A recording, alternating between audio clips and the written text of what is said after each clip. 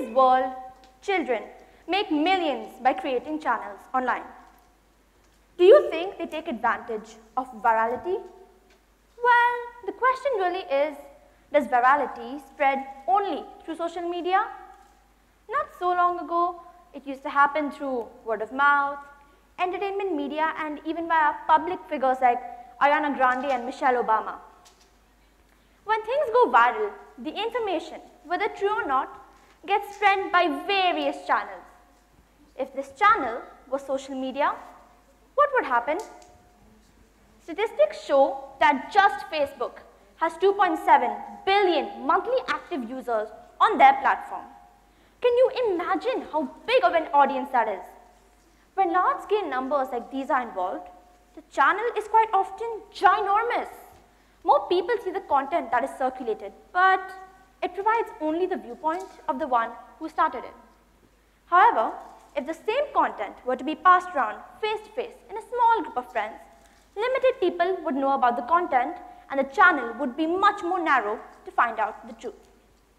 Now, let's take a look at the detrimental effects of virality. Back in 2016, an inappropriate and life-threatening game came out on the internet under the name of Blue Whale. It went viral instantly and led innocent kids to follow it mindlessly. A few started harming themselves, and a lot of children lost their lives too. Statistics show that 130 teen deaths occurred just in Russia.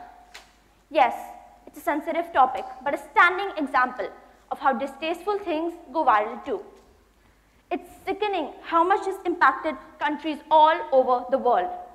I know you have heard it many times, but the internet can truly be a dangerous place. How many of you here remember the Black Lives Matter movement that took place earlier last year? Protests, feuds, drama, and angst, all because of a leaked video which was dripping with racism. Celebrities rallied, people died, and all because of the twisted system that inflicts injustice and bigotry on the people of black ethnicity. This key event imposed other countries to stop and think about how cruel racism really is. Statistics show that people of black ethnicity are 3 times more likely to be harmed by the police than any other race out there. People prayed, people grieved for all the victims like Breonna Taylor, George Floyd, Eric Garner, and so many more. This will certainly reshape the communities that we now live in. Now, let's take a look at the positive impacts of virality. Did you know that one of your favorite actresses, Emma Watson, is also a UN ambassador for Women's Goodwill? Her humanitarian work focuses on gender equality, but she's also a passionate advocate for feminism. Are you wondering what makes her so special? After all, there are thousands of celebrities out there just like her. For one, she started the He for She campaign, which, as you can probably guess by now, went viral at the drop of a hat. She not only aims to get other women, but also men and boys to join the feminist fight. Uniquely, she also addresses the fact that men can also be part of the minority sometimes. This is a classic example of how celebrities use their platform to inform other people about ongoing issues and show both sides of the story. Now, when I look around myself, searching for instances of virality, I realize that funny WhatsApp videos and trendy TikTok dances aren't the only things that go viral. Sometimes, trends led by people who lead by example take the world by storm. Do you remember the Swachh Bharat Abhiyan campaign?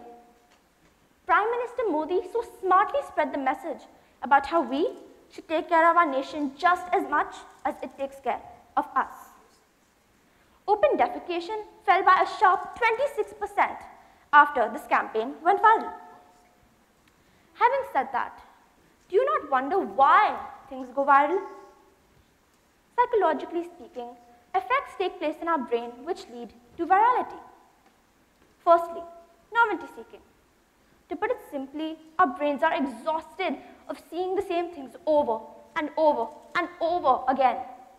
Unique things catch our eye. It's funny how our brain is hardwired this way, to search for unfamiliarity. In addition to that, I would like to introduce you to something called the information gap theory. Basically, human beings feel this itch they feel that they need to satisfy, also known as curiosity. According to the theory, we act to fill the gap between what we know and what we want to know. I also believe that virality can create healthy ecosystems. A few months ago, I joined an online literature community called Comafo. At the time, I did not have a lot of positive exposure, and I could count my followers on my fingers, other than my GMA friends, of course. But the writers there shared their spotlights with me, and with the support and encouragement from them, I became an established writer on the platform. I went on to write almost 15 poems, and one of my pieces even got 175 likes. It's a small startup platform, so I consider it viral. I was invited for interviews by my fellow writers and was even awarded the Gifted Writer badge. Now, I share the limelight with other budding writers to help them bloom. Isn't it wonderful? Virality can create positive and negative environments. It's upon us to decide how we let it impact us. Let there be a spread of videos that shape our communities, not rip them apart. Let there be a spread of videos that push people up, not bring them down. Let virality be completely reframed. Thank you.